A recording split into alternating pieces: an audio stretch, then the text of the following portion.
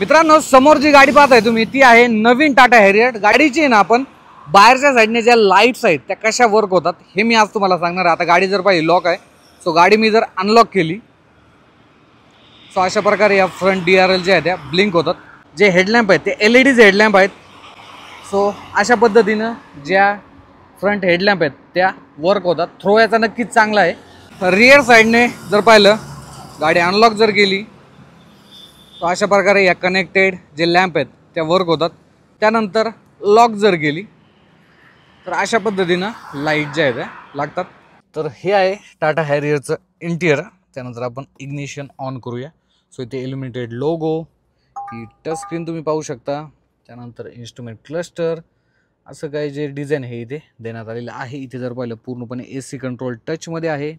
Ambient lighting आहे ही सुद्धा इथे देण्यात आली आहे। सो एक प्रीमियम फील या गाडीमध्ये नक्कीच येऊन जातो।